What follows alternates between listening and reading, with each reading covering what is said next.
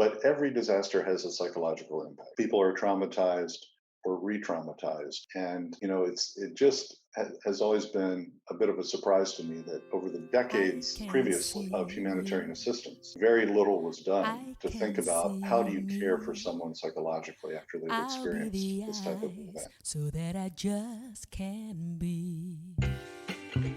This is another episode of a special series called Enough for All of the podcast Walk, Talk, Listen.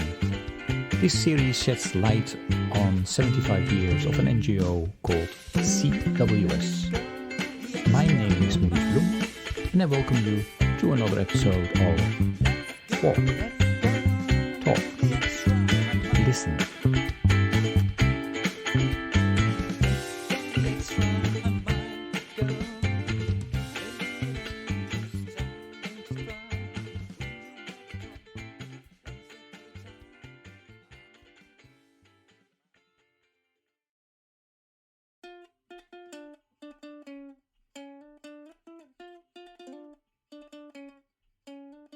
Good day, everybody. This is yet another, episode of our podcast about Church World Service, and I'm really delighted to have a former colleague of mine, Rick Augsburger, who was actually my boss many years ago.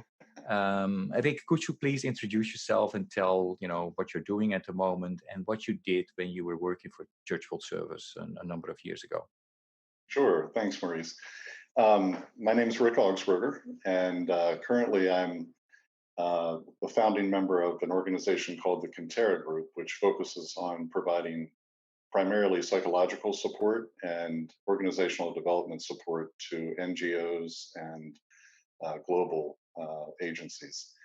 So I've been with Konterra now since, I guess it was 2007. But I'm also now beginning to transition out of that. We have a new leadership team in place, and so we've really kind of backed away from day-to-day management. So I put on my old Mennonite tool belt, and I'm fixing up real estate properties with a business partner of mine, and still engaging with Konterra, as a advisor on a regular basis. But I came to Church World Service in 1996, and at that point was the director of what was then called the Emergency Response Program, and continued in that role until 2005, and then served as what they used to call deputy director for 2 years until 2007. But I first heard about Church World Service probably when I was about 9 years old. My sister and her husband used to organize crop walks. And so they organized a crop walk in Harrisonburg, Virginia, and I participated in that. And that was my first awareness of Church World Service. And then I totally forgot about it, unfortunately, until I saw their opening for the emergency response director in 1996. And what is your background, Rick? I mean, I guess it had to do with emergency response, or not? Yeah. Well, my original background actually is business, and from there, I actually lived in East Africa for a number of years, working in microcredit work. And I always thought that I wanted to work in small business development. I had run a business as a young person, had a great experience with that. Went on and got my degree, and then decided I wanted to help other small businesses, and started with microcredit. But that was my introduction into disaster response as well, because I was doing microcredit work in a refugee camp it was Mozambican refugees who had come into southern Tanzania. And as I was exposed to that experience in the refugee camp and saw the humanitarian relief that was happening there, I decided that's what I want to do. I actually want to be involved more in the emergency response than in the small business or microcredit development sector. So I came back to the States and got a job as assistant director for Mennonite Disaster Service, which primarily does reconstruction after disasters, only in the US. And did that for a number of years. And then through that also became reacquainted with Church World Service, because Mennonite Disaster Service worked very closely with CWS domestically in the domestic disaster response. So got to know CWS, got to know the organization again, and then applied for the job in '96 and started off. So.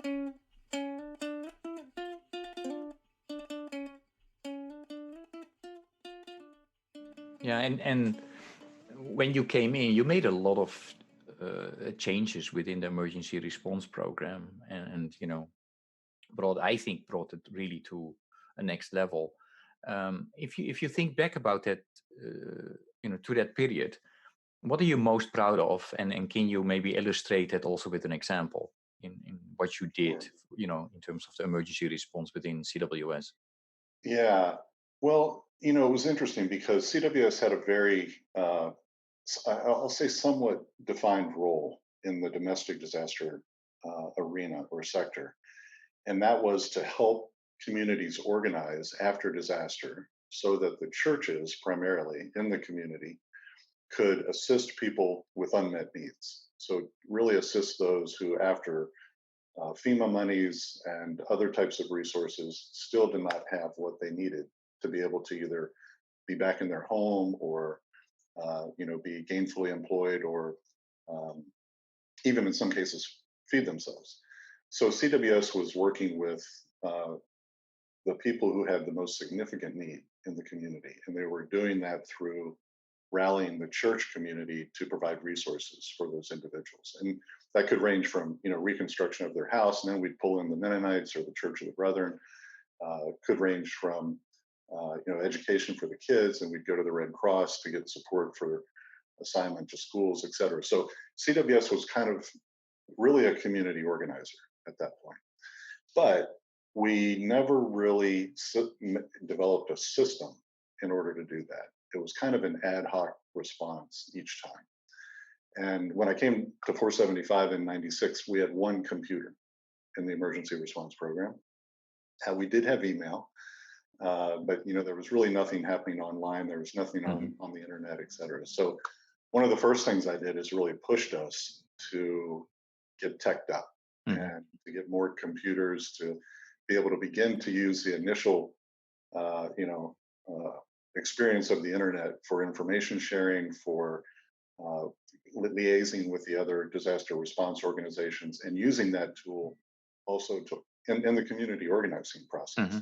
Before it was all phone, and a little bit of email, but we really started to pull together a website for a disaster where different agencies could plug in and things like that.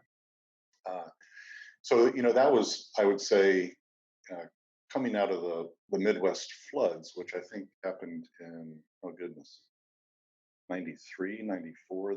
There were still recovery efforts going on in that major flood in the Midwest.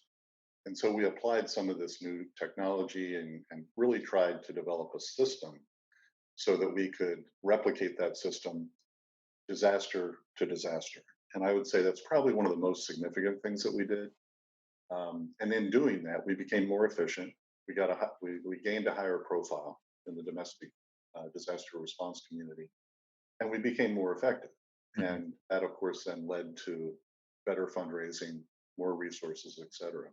I think one of the places, to give you an example, where it really moved to another level was we were doing that through the entire program, other than the staff at 475, was a group of volunteers spread around the country that were trained in community organizing, and we would deploy them to the disaster to begin the community organizing process. And that would happen immediately after the disaster. Then we would always carry on for the long term. So we would be in most disaster locations for maybe 2-3 years. If it was a major event, even longer. And I can't remember what year this happened, but I think it was in about 99, might have been 2000. We rallied the denominations to provide financial resources to hire 10 full-time what we call disaster response liaisons. So now we had a group of full-time people going to these communities, still working with the volunteer network that we had across the United States, but being there as a full-time representative of Church World Service gave them a little bit more gravitas in the situation. And we were able, through that then, to build really strong relationships with FEMA, because they also had a group of full-time staff that worked the same way we did, and actually we would pair one of our person with a FEMA rep in a location for a year, and so that really changed the dynamics of the program.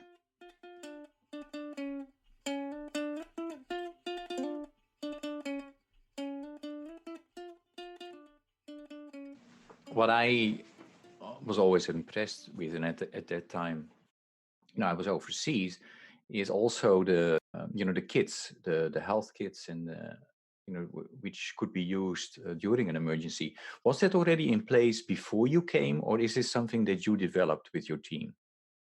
The blankets and the. Yeah, the kit program was in place. The blanket program was in place. The blanket program was probably the most significant material resource, that CWS had at the time. What we did was we redesigned the kit program. So we changed the health kit, we changed the school kit, we introduced the cleanup kit for after floods and tornadoes, and we again tried to standardize it. We tried to brand it in a way that made it more exciting for people who wanted to contribute and more useful for the recipients who received the kit. So we did really expand the kit program, but it was in existence when I came. In fact, the blankets and the kits were the primary thing that Church World Service did in disaster response. Mm-hmm. Community organizing was second. And then as we developed the kit program and tried to commercialize it a little bit more, and then staffed the community organizing responsibility, that's when things really began to gel, I would say. And yeah. Great. Maurice, I'll say one thing on the international side. When I came, the international humanitarian work was being carried out by the area desks. And the emergency response program, although involved in that process, was really in the background. Mm-hmm. We were supporting resources, we were supporting material assistance that the area desks then were managing and distributing. So we really pushed to say, no, let's centralize that, because what was happening was we were doing it differently in every area.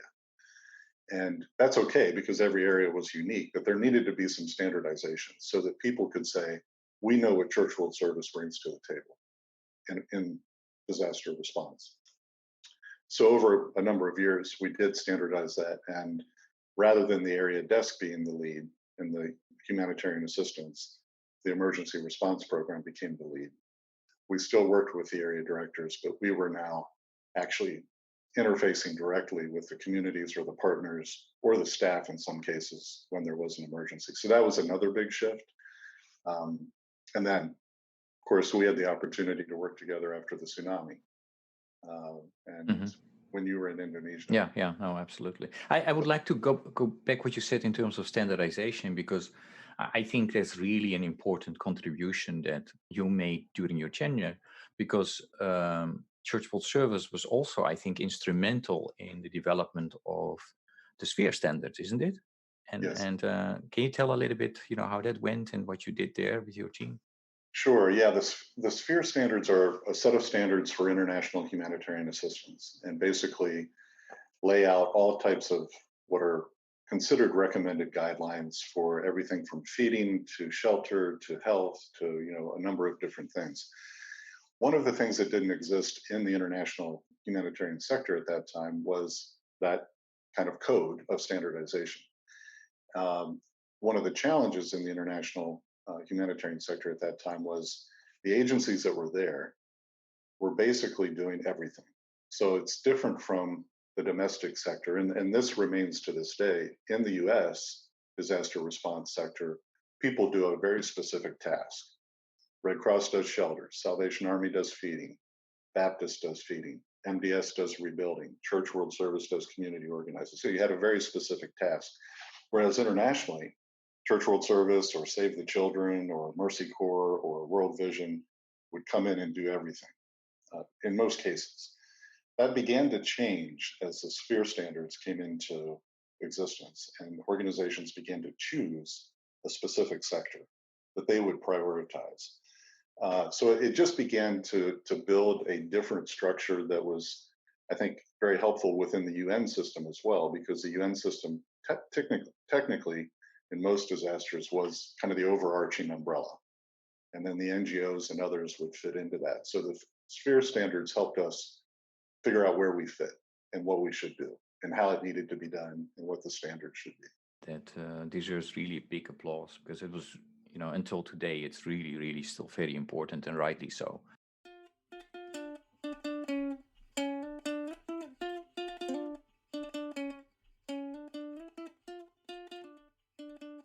Rick, you mentioned, that the first time you and I really worked closely together was after the tsunami hit in 2004.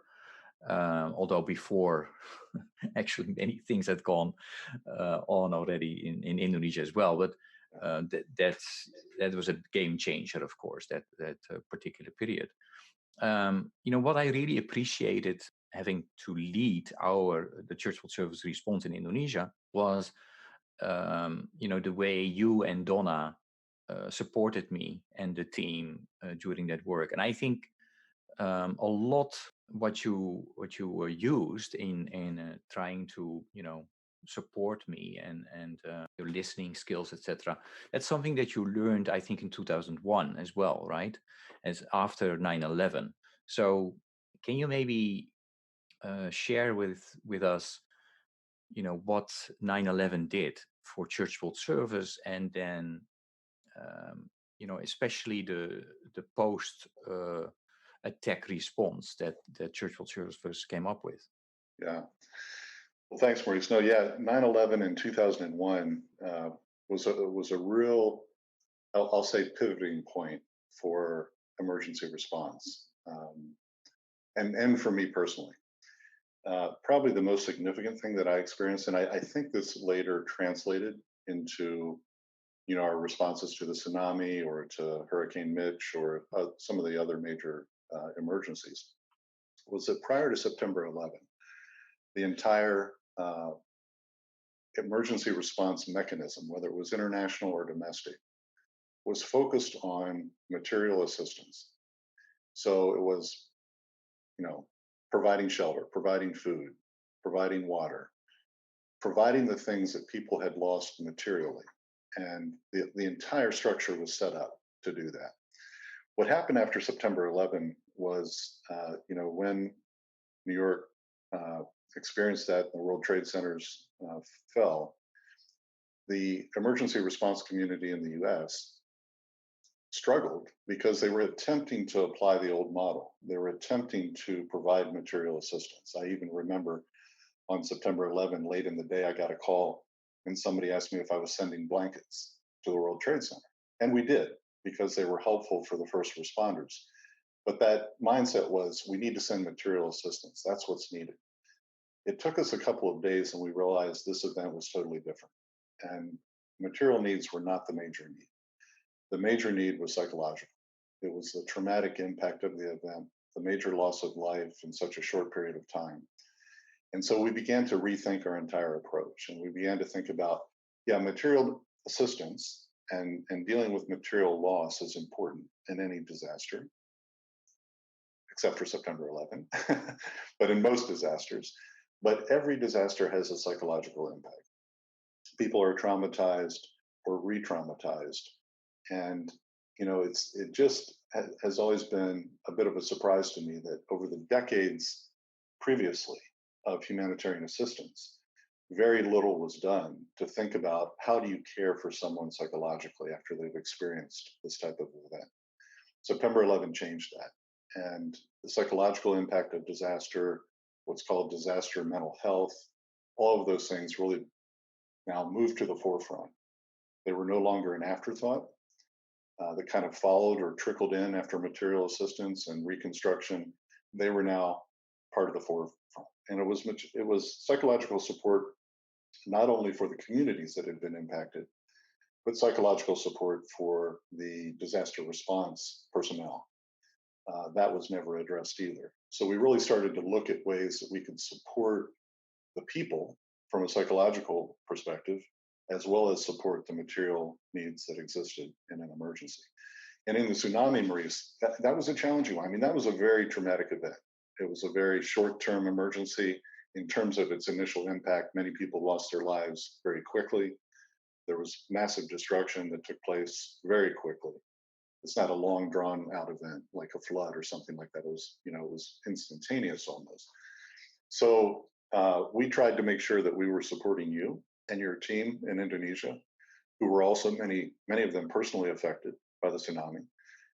And at the same time, probing for ways to see how we could couple our typical assistance with support around the psychological impact of the event. And I think, the needs materially were so evident and so clear after the tsunami. It was hard to kind of keep both in balance, but we always tried to keep, the psychological part of it as part of the total response.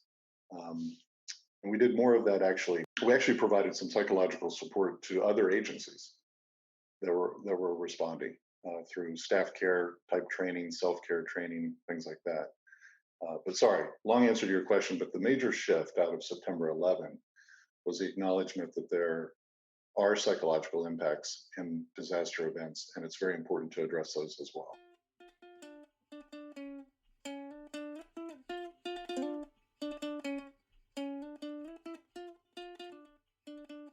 I think what you were able to do, Rick, is really make that an important element of the Church World Service response in disasters that happened after that. Tsunami is a big one, Haiti later, and then not only for, as you mentioned, for people that were affected, but also for staff to look at staff care. And I think that's something that we are still benefiting from, today, where as an organization, as a world, we're trying to deal with COVID, racial justice, name it, is, continually ask yourself the question as an organization, okay, yes, we know that we are trying to give support to people who are affected, but how is it with our staff? And now, when people, our colleagues working often remotely, the mental health aspect is maybe even more important than ever.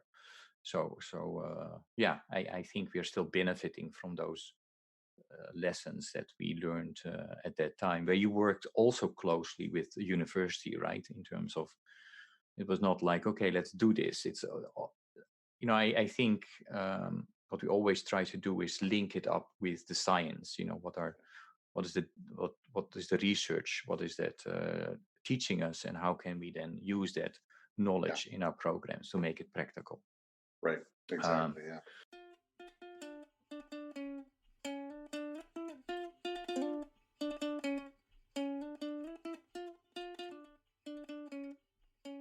Yeah. Let me ask you a question. If you think back about your time with CWS, if you have to name one colleague or a partner organization or a supporter of CWS who best embodies of what CWS is about, according to you, who will you name and why? That's a tough question, Maurice. I did not promise to make it easy for you. No, there are many that I could name, but the one I will name is Rodney Page. And here are the reasons. One, and Rodney Page is one of the former executive directors of Church World Service. Yeah, Rodney Page preceded John, and he came to Church World Service at a time when Church World Service was in a very challenging situation, I'll call it. And there are a number of things about Rodney. He didn't have international experience when he came to the job. He didn't have that international development and humanitarian response experience. But what he had was he understood the denominations. He was known within the denominations. He understood that heritage of the Church World Service.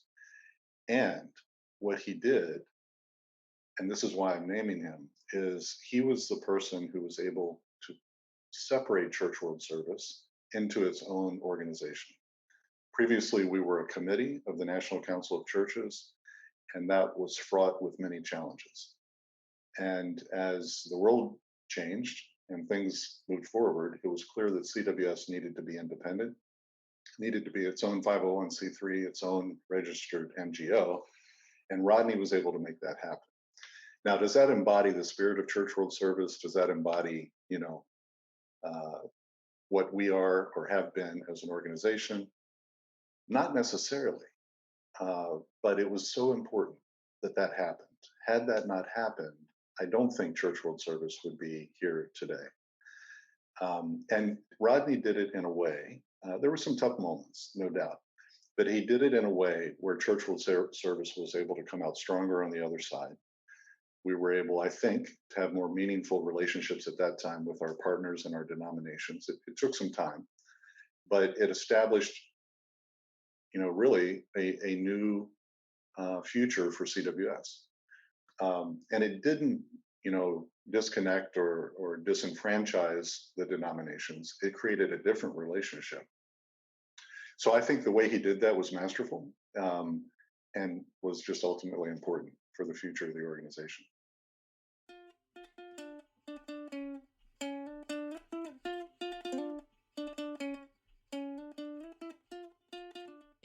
If I look at the organization, that Church World Service was established in 1946 as a U.S. organization, Christian organization that tried to work ecumenically. Together we can do more than apart. If I look at its growth, I think this organization is moving towards being a global organization, and where interfaith is, kind of core. If you hear me say this, what is your opinion in terms of my observation? Do you agree? If so, why? If not, or even partially not or yes, why? So yeah. No, I do agree, Maurice, and that was one of the things that brought me to CWS in the first place, is I felt like, and I still feel like today, the Church World Service has a tremendous opportunity in front of it. And it has a unique heritage that very few organizations have. I mean, if you look at the NGO sector, there are very, very few organizations that come from an interdenominational heritage. There are some, but none who focus really only on refugees, development, humanitarian assistance, advocacy, etc. CWS, I think, still has a very unique position. And I think the global aspect of Church World Service and continuing to be a global actor in a opportunity, I'll call it, that has interfaith connections is extremely important. And again, one of the few organizations that can really do that. One of the things that I always found interesting, if you think back of the history of Church World Service, in the early 70s, Church World Service was actually the largest NGO in the United States, involved in humanitarian assistance and refugees, etc. And they did that through the Food for Peace program.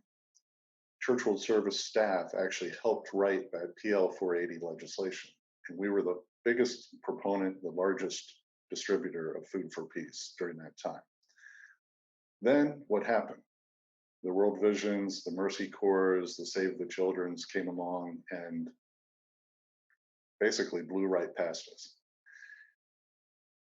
I think it'd be important to look at why that happened and how it happened, because it took us, well, we still haven't to this day, frankly, caught up with some of those larger NGOs. So what did we miss? What steps did we miss, and why did we miss them?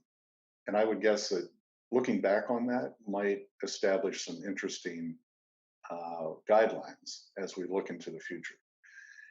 We're moving forward, there's no doubt. I mean, I'm not as close to CWS as I once was, but I still see tremendous opportunity. And I think the global aspect and the interfaith aspect that you mentioned, Maurice, are really important aspects. One of the challenges I see is, the denominational constituency, I believe, is still important to CWS. But and I'm speaking to the choir here, we have to develop an authentic, engaged, broader constituency. And how do we do that? And I think over the years since you've been there, Maurice, Church World Service has made great strides in doing that.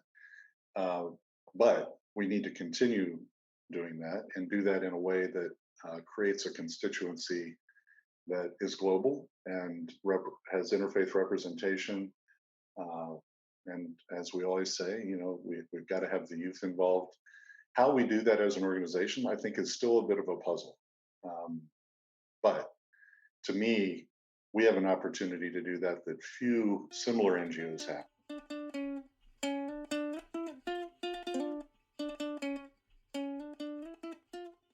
What do you like to say, or what do you like to wish for CWS? John had, I think, a strong legacy of Church World Service. So yeah, so John, you're referring to John McCullough, who's president of Church World Service for the last 20 years. Yeah.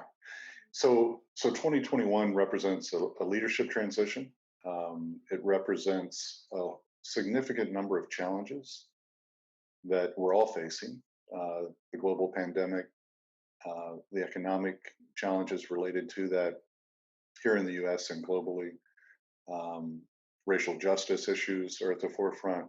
There are a number of very significant issues that are coming together at once. And we've experienced them in 2020, but they will remain in 2021. So my hope for Church World Service is that there is a